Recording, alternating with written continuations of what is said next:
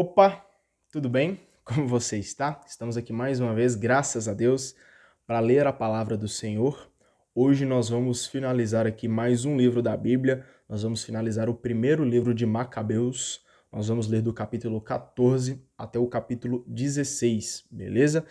E antes da gente iniciar aqui, até deixar mais claro para você que no dia de hoje dessa leitura, eu vou estar focando um pouco mais na própria explicação que a Bíblia traz que traz aqui embaixo as explicações das passagens que nós vamos ler, tá bom?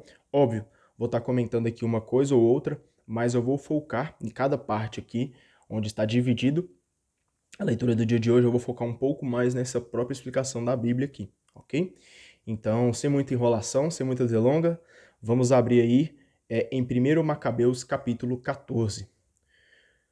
No ano 172, o rei Demétrio reuniu suas tropas e foi para a Média, a fim de conseguir ajuda para a guerra contra Trifão. Arsaces, rei da Pérsia e da Média, soube que Demétrio tinha invadido seu território e mandou um dos seus generais prendê-lo vivo. Ele foi, derrotou o exército de Demétrio, o prendeu e o levou para Arsaces, que o colocou na prisão. Durante toda a vida de Simão, a Judéia ficou em paz. Graças a Deus. Que a gente possa permanecer em paz também. Simão buscou o bem-estar do seu povo, que aprovou sempre o seu governo e a sua glória. Ele gloriosamente tomou Jope e fez dela o seu porto, abrindo o caminho para as ilhas do mar. Alargou os limites da nação e manteve o país sob controle. Ajuntou grande número de prisioneiros e dominou Gazara, Betsur e a fortaleza. Delas retirou as impurezas e ninguém lhe pôde resistir. Cada um pôde cultivar em paz seus campos, a terra dava suas colheitas e as árvores da planície seus frutos. Os anciãos se assentavam nas praças, todos falando da prosperidade, enquanto os jovens se revestiam de glória, usando suas vestimentas de guerra. Abasteceu as cidades de alimentos e destinou armamentos de fortaleza para cada uma, e a fama do seu nome chegou até o extremo da terra. Consolidou a paz no país e trouxe grande felicidade para Israel. Cada um podia ficar sentado debaixo de sua parreira e de sua figueira, sem que ninguém o incomodasse. Eliminou do país aqueles que lhe faziam guerra e, nesses dias, os reis foram vencidos. Protegeu os pobres do seu povo, foi observante da lei e eliminou os apóstatas e perversos. Cobriu de esplendor o templo e multiplicou seus utensílios sagrados. Então nós vemos aqui um tempo, de paz e de prosperidade enquanto Simão ali estava vivo. A notícia da morte de Jonatas chegou até Roma e Esparta, e todos lamentaram muito. Souberam, porém, que em lugar dele seu irmão Simão se tornara sumo sacerdote, e que tinha o controle de todo o país e das cidades que dele faziam parte. Escreveram-lhe em placas de bronze, renovando com ele a amizade e a aliança que outrora tinham contraído com seus irmãos, Judas e Jonatas. O texto foi lido em Jerusalém, na presença da comunidade. Cópia da carta que os espartanos mandaram. Dos magistrados e da cidade, toda dos espartanos, ao grande sacerdote Simão, aos anciãos, aos sacerdotes e ao povo judeu em geral, saudações aos irmãos. Os embaixadores que vocês enviaram ao nosso povo falaram a respeito do prestígio de vocês e do respeito que vocês impõem. Ficamos muito contentes com a vinda deles. O que foi dito por eles, nós transcrevemos destas formas nos registros do povo. Numênio, filho de Antíoco, e Antipatro, filho de Jasão, embaixadores dos judeus, vieram até nós para renovar conosco o acordo de amizade. O povo acha conveniente receber esses homens com todas as homenagens e transcrever nos livros de atas públicas tudo o que eles disseram, a fim de que o povo de Esparta possa conservar a memória desses fatos. E transcreveram uma cópia de tudo para o sumo sacerdote Simão. Depois Simão mandou Numênio a Roma, levando o enorme escudo de 600 quilos de ouro, a fim de confirmar o acordo de amizade com eles. Aí, trazendo a explicação aqui dessa parte, diz o seguinte: mais uma vez Simão procura relações diplomáticas com outras nações para afirmar a independência da Judéia diante dos gregos. Então a gente vê aqui que Simão busca ele fazer algumas relações com os países próximos, com as outras nações, para que o povo que morava ali na Judéia pudesse se tornar independente. Versículo 25. Ao ouvir contar... Só um minutinho. Pronto, agora sim. Precisei atender o portão aqui de casa, mas vamos lá. Vamos voltar aqui para o versículo 25. Deixa eu só ajeitar esse fone para ficar mais fácil. É isso. Vamos lá. Versículo 25 do capítulo 14. Ao ouvir contar tudo isso, o povo se perguntava: como é que vamos pagar Simão e seus filhos? Ele e seus irmãos, a família toda do seu pai, tornaram-se fortes, combateram os inimigos, assegurando a liberdade para Israel. Então gravaram uma inscrição em bronze e a colocaram sobre colunas, no Monte Sião. O texto da inscrição é este: no dia 18 de Elul, no ano 172, que corresponde ao terceiro ano de Simão, como sumo sacerdote em Azaramel. Por ocasião de uma grande assembleia que reuniu sacerdotes, povo, autoridades e anciãos do país, observou-se o seguinte: como estava acontecendo muitas guerras no país, o sacerdote Simão, da família de Joaribe, filho de Matatias e seus irmãos, arriscaram a vida e enfrentaram o adversário do seu povo para salvar o templo e a lei, e cobriram de glórias o seu povo. Jonatas, depois de unificar o país e exercer a função de sumo sacerdote, foi juntar-se a seus antepassados. Então, os inimigos dos judeus quiseram invadir o país e apoderar-se do templo. Simão, porém, levantou-se contra eles e lutou em favor da sua nação. Gastou muito do seu dinheiro para armar os homens do seu exército e pagar-lhes o soldo. Fortificou as cidades da Judéia, inclusive Betsur, que fica no limite do país, antigo quartel inimigo, e aí deixou uma guarnição judaica. Fortificou também Jope no litoral e Gazara, na região de Azoto, onde antes ficavam os adversários. Aí estabeleceu colônias judaicas, providenciando o necessário para que tudo corresse bem.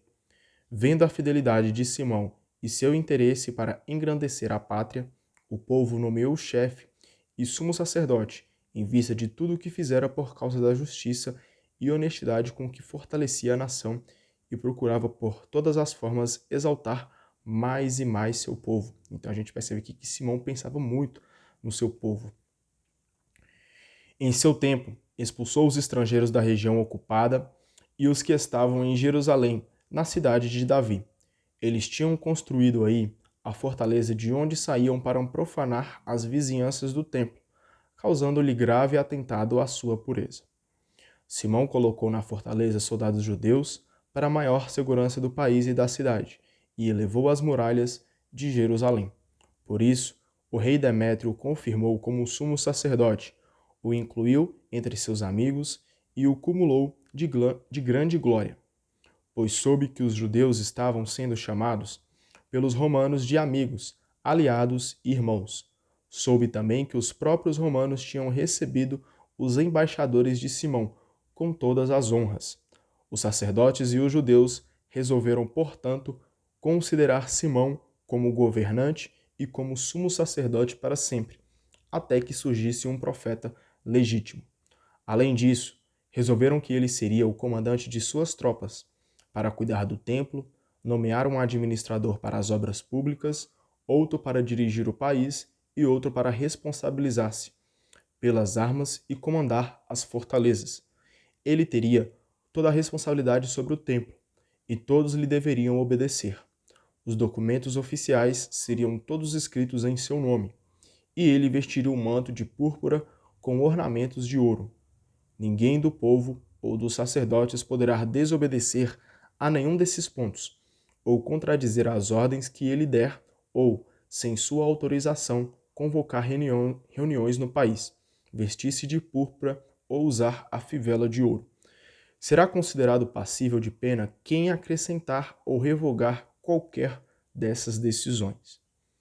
Foi do agrado de todo o povo conferir a Simão o direito de agir de acordo com essas resoluções. Simão aceitou e assumiu com prazer as funções de sumo sacerdote, de comandante das tropas e chefe da nação, dos judeus, inclusive dos sacerdotes, para ficar à frente de todos. Mandaram gravar esse documento em placas de bronze e colocá-la no recinto do templo, em lugar bem visível. Uma cópia do texto deveria ficar no tesouro do templo à disposição de Simão e seus filhos. Aí, destacando aqui também a explicação dessa parte que a gente leu, diz o seguinte: esse documento, com força de lei, visa afastar dúvidas sobre o legítimo chefe dos judeus. Por outro lado, salientando que Simão é constituído no poder pela vontade popular. O documento pretende esclarecer diversas questões. Ele não ocupa o poder por imposição ou concessão do dominador estrangeiro. O cargo se deve aos seus méritos, conquistados na luta pela independência. Então ele assumiu ali a questão de chefe dos judeus, pois ele fez através dos seus méritos aquilo para conseguir conquistar. O sumo sacerdócio a ele concedido será transmitido aos seus descendentes, até que surja um profeta legítimo, que possa modificar essa disposição, e a sua autoridade é incontestável, excluindo por isso qualquer oposição. Então, a gente percebe aqui que Simão tinha uma força ali muito grande. Vamos aqui agora para o capítulo 15. Antíoco, filho do rei Demétrio, enviou das ilhas do mar uma carta a Simão, sumo sacerdote e chefe da nação dos judeus e toda a nação. Este era o teor da carta. Do rei Antíoco a Simão, sumo sacerdote e chefe da nação, e a todo o povo judeu, saudações. Certos indivíduos, verdadeiras pragas, tomaram o reino dos meus pais. Agora eu estou querendo recuperar o reino para restabelecê-lo na situação em que antes se encontrava. Recrutei grande exército e equipei navios de guerra, pois quero percorrer o país e acertar as contas com aqueles que arruinaram a nossa terra e devastaram tantas cidades do meu reino. Agora, pois, eu lhe confirmo todas as isenções de impostos concedidas pelos reis meus antecessores, como também todas as outras isenções que lhe foram concedidas. Permito a você cunhar moeda própria como dinheiro oficial do seu país. Jerusalém e o templo ficam livres de qualquer imposto.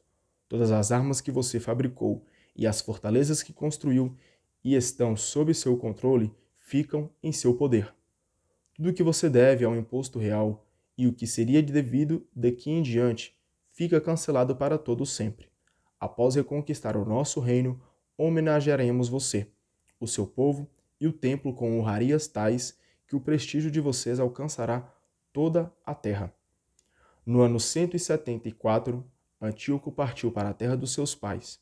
Os contingentes militares passaram para o lado dele, de modo que poucos ficaram com Trifão. Antíoco perseguiu Trifão, porém fugiu dele e foi para Dora, cidade à beira-mar, pois estava vendo que a desgraça que lhe caía por cima, porque suas tropas o haviam abandonado. Antíoco acampou perto de Dora, tendo sob o seu comando 120.000 soldados de infantaria e 8.000 cavaleiros. Cercou a cidade, enquanto os navios a atacavam do lado do mar. Rodeou a cidade por terra e mar, e não deixou ninguém entrar e nem sair. A explicação sobre essa parte diz o seguinte: Antíoco VII procura atrair os judeus com promessas, para tê-los ao seu lado na disputa com Trifão pelo trono. Então a gente percebe aqui que os judeus são povos bastante disputados. Versículo 15. Enquanto isso, Numênio e os seus companheiros chegaram de Roma, trazendo cartas para o rei dos vários países. Nelas se dizia: de Lúcio, cônsul dos romanos, ao rei Ptolomeu, saudações. Vieram até nós, como amigos e aliados, alguns embaixadores dos judeus, enviados pelo sumo sacerdote Simão e pelo povo judeu, a fim de renovar nossa antiga amizade e aliança. Trouxeram um escudo de ouro, pesando cerca de 600 quilos.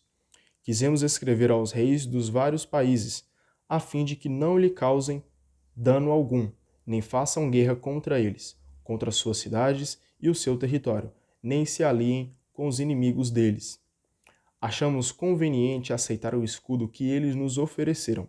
Portanto, se alguns indivíduos perniciosos fugirem do país deles para o seu, vocês deverão entregá-los ao sumo sacerdote Simão, para que ele os julgue de acordo com a sua própria lei. Escreveram a mesma coisa para o rei Demétrio, para Átalo, Ariárides, Arsaces e para todos os países, para Sampisames, Esparta, Delos, Mindos, Siciona, Caia, Samos, Panfilha, Lícia,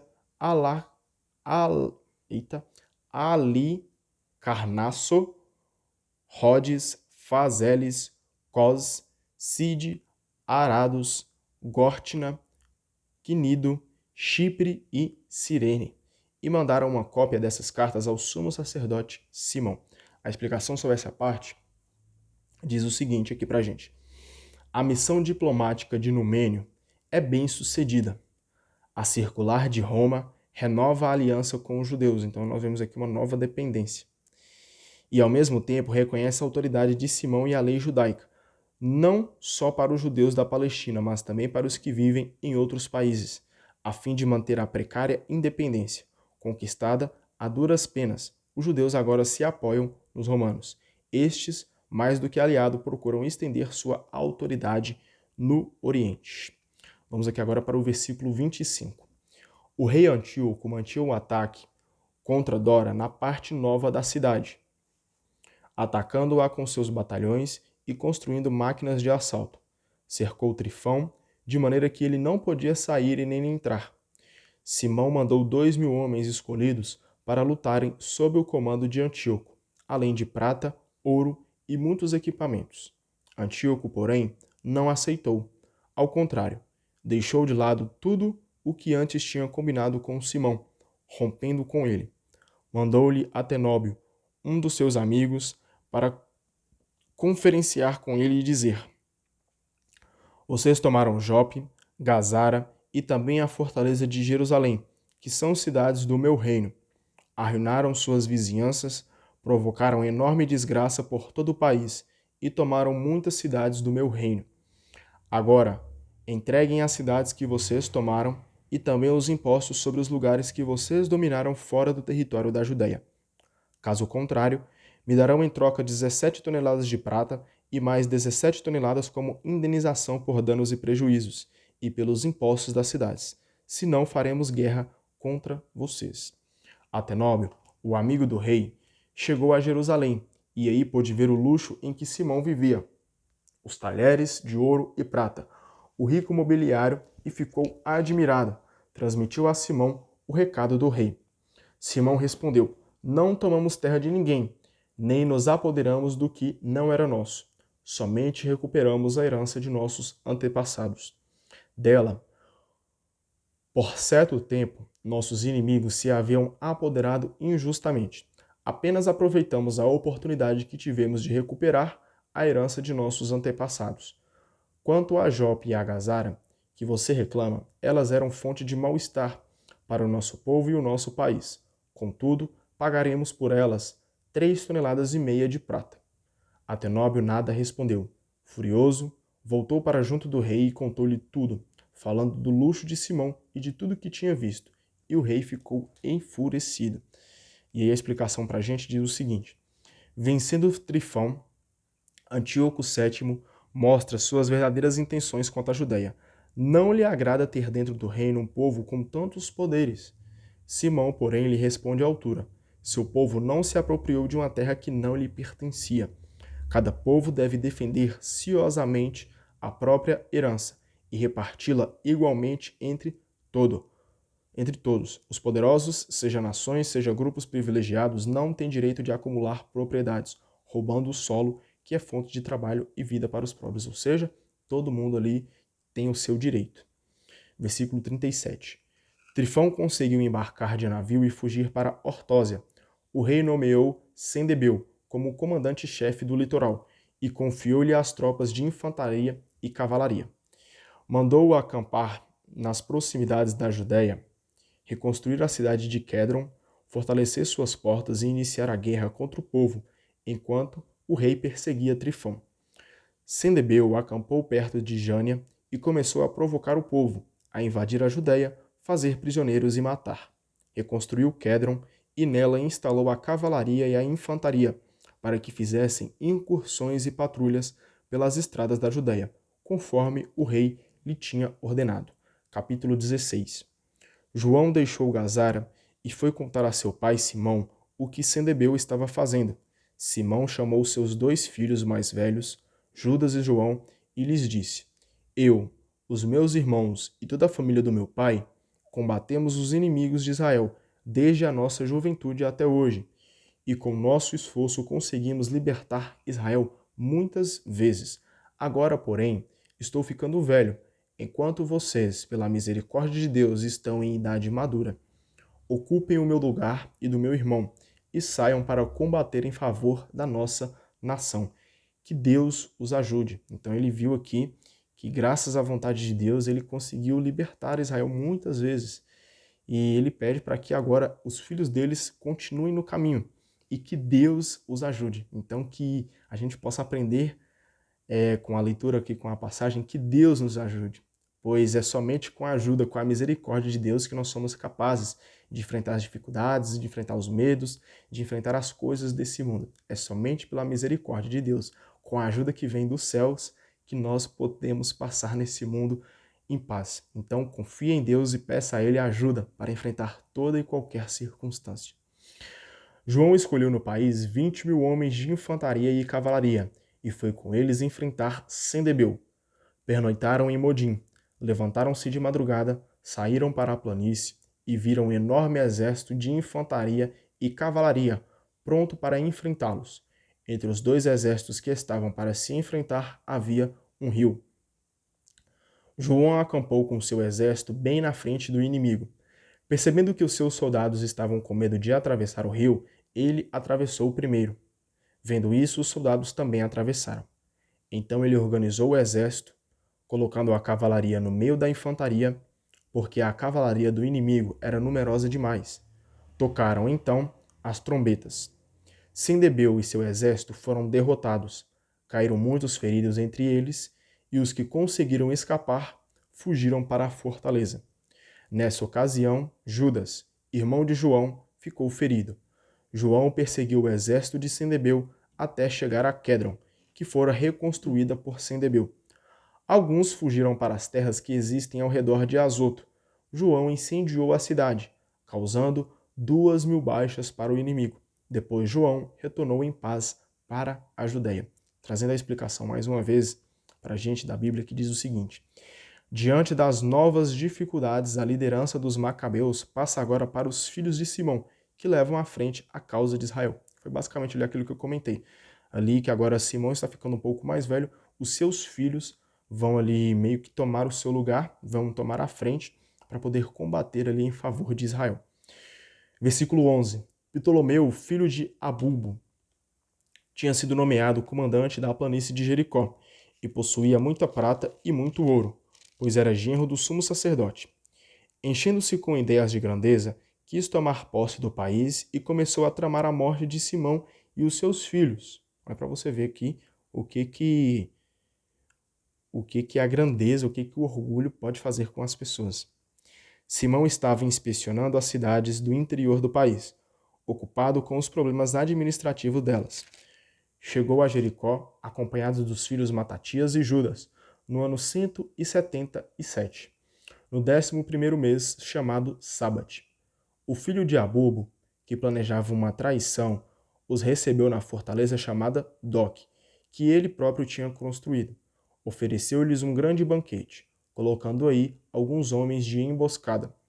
Quando Simão e seus filhos já estavam embriagados, Ptolomeu e seus companheiros se levantaram, puxaram de suas armas, atacaram Simão na sala do banquete e o mataram, juntamente com os seus 2 filhos e alguns da comitiva.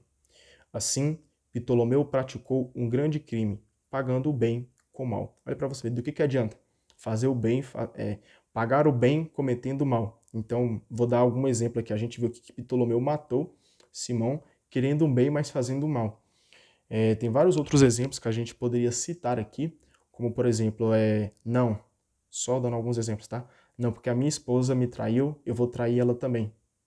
Cara, não, foi porque o meu namorado me traiu que eu vou trair ele também. Não, foi porque fulano de tal matou alguém que eu sou muito louco e vou matar alguém também.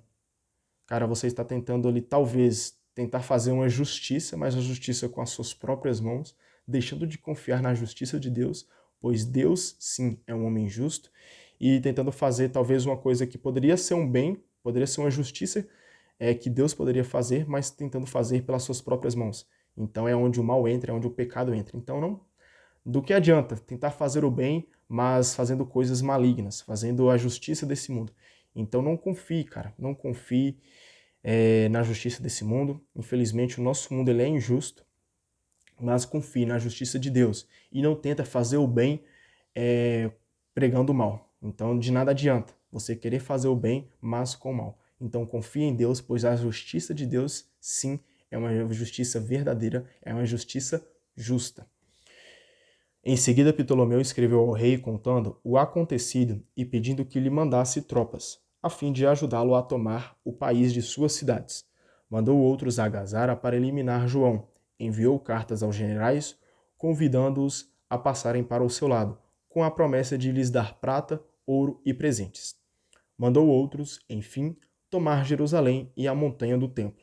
No entanto, alguém foi correndo contar a João em Gazara que o seu pai e os seus irmãos tinham sido mortos e que Ptolomeu tinha mandado matá-lo também. Ao ouvir isso, João ficou muito perturbado, prendeu os homens que foram matá-lo e mandou executá-los, pois ele sabia que estavam atentando contra sua vida.